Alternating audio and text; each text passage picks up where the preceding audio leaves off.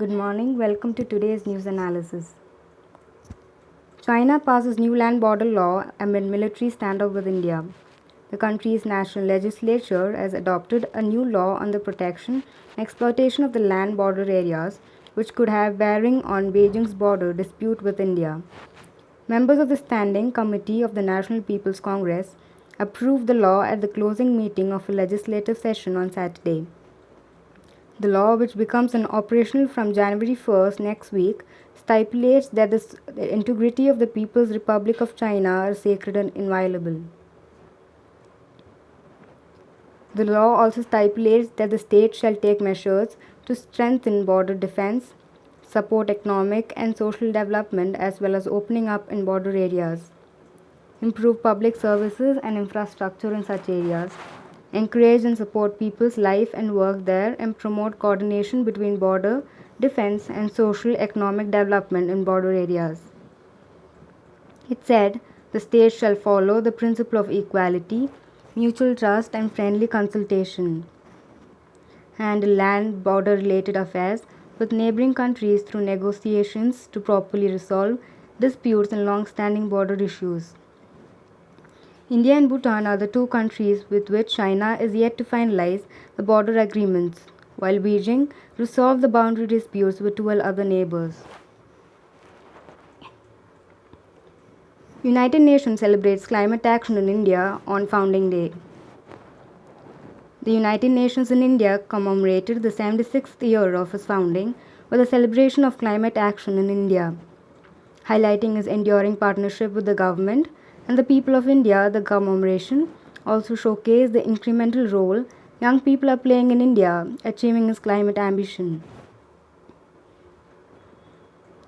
India has already scripted history by halving poverty and by rapidly bringing lighted homes, safe sanitization, and clean fuel to millions.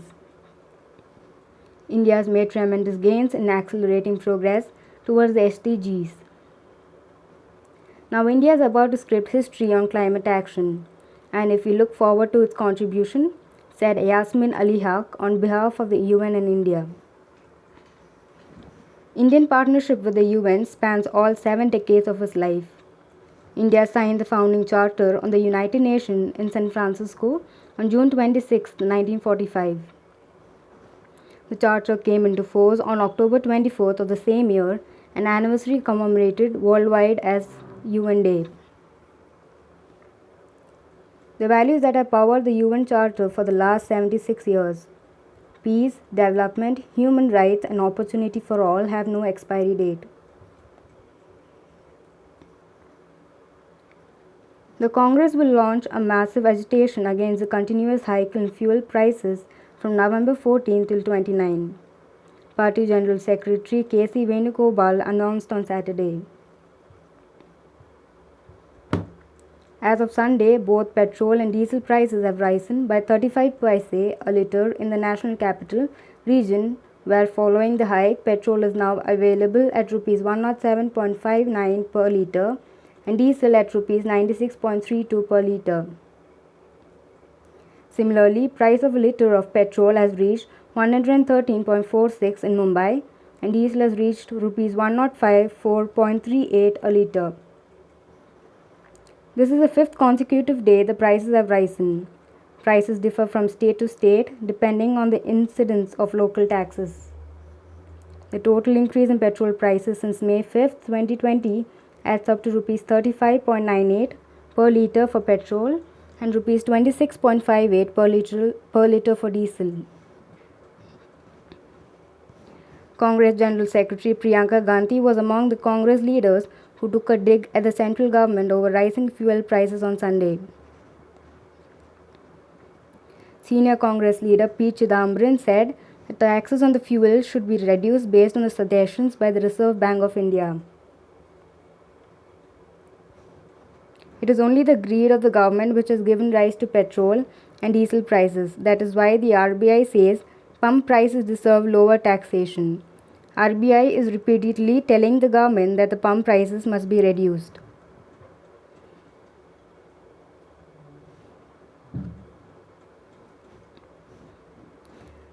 Prime Minister Narendra Modi on Sunday credited healthcare workers for making India's COVID vaccination program a success and crossing the milestone of administering 1 billion vaccine doses earlier this week. Addressing the 82nd edition of his monthly radio program, Mann Ki Baat, and PM said the success of the vaccination drive demonstrated India's capability and the power of joint effort. Our healthcare workers, through their hard work and determination, have set a new example. I knew they would leave no stone unturned in vaccinating people. After administering 100 crore vaccine doses, the country is moving ahead with new energy and vigor, Modi said. He also made a special mention of the Uttarakhand government and its healthcare workers for inoculating 100% of the adult population with the first dose of COVID-19 vaccine, despite the challenges due to different terrain in the hilly state. PM also cited Manipur's example where vaccines were delivered via drone to an island and said that Telangana had held trials for vaccine delivery using drones.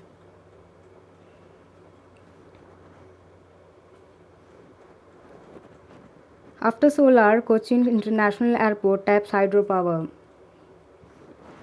The country's first fully solar power airport, Cochin International Airport, is venturing into hydropower production, and its first plant will be commissioned by Kerala Chief Minister Pinarayi Vijayan in Kozhikode district on November 6, the airport management said. The project was awarded to CIAL by the State Power Department as per the small hydropower policy under build, own, operate and transfer model for a period of 30 years. The CIAL said it purchased 5 acres of land from 32 residents after giving them enough compensation, and total project cost was Rs 52 crore. The powerhouse will generate around 1.08 lakhs unit a day during peak flow days, and is estimated that the plant can operate at fully capacity for 130 days a year and generate 14 million units annually. CIAL received the United Nations prestigious Champion of the Earth Prize for going carbon neutral 3 years back. In January this year, it also commissioned its biggest floating solar power plant with a capacity of 452 kW per hour. The installed capacity of the world's first airport, which is fully powered by solar energy, stands at producing 1,60,000 units a day.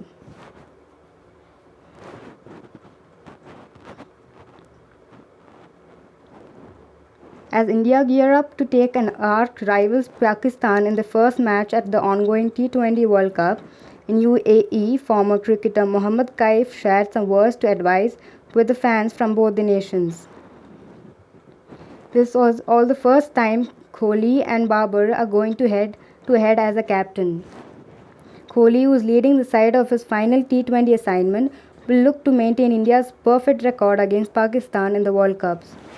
Babar, on the other hand, can achieve yet another landmark feature, but this time as a captain by beating India in the showpiece event.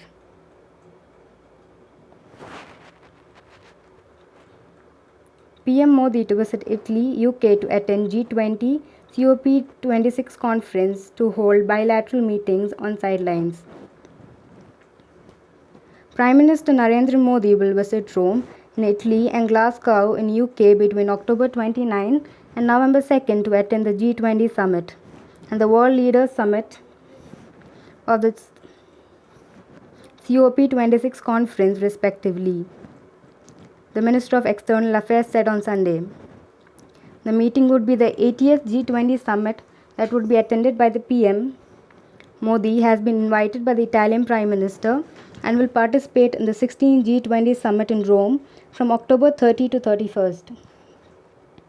The meeting will also be attended by the heads of the states of the member nations of the group of 20 countries.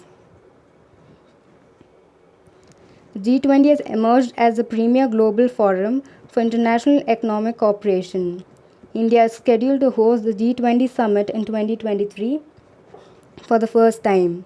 The forthcoming summit under the Italian presidency is centered around the theme People, Planet, Prosperity, focusing on the areas of global health governance, economic recovery and resilience, climate change and energy transition, and sustainable development and food security. Further, Modi is also slated to attend the World Leaders Summit on the 26th Conference of Parties at the invitation of the UK PM Boris Johnson. COP26 is being held from 31st October 2021 to 12 November 2021 under the presidency of the UK partnering with Italy. The high-level segment of COP26 titled the World Leaders Summit will be held on 1st to 2nd November 2021. The summit will be attended by the heads of the state or the government for more than 120 countries. The COP26 was initially scheduled to be held in 2020, however was delayed due to the ongoing COVID-19 pandemic. During both meetings, Modi is also scheduled to hold several bilateral meetings on the sidelines, notably with Italy's Prime Minister and UK's Johnson. Meanwhile, Modi is expected to touch upon several key issues of the day, such as global approach in dealing with the development in Afghanistan, tackling climate change, and also the COVID-19 pandemic during the two-day G20 summit in Italy, news agency PTI reported.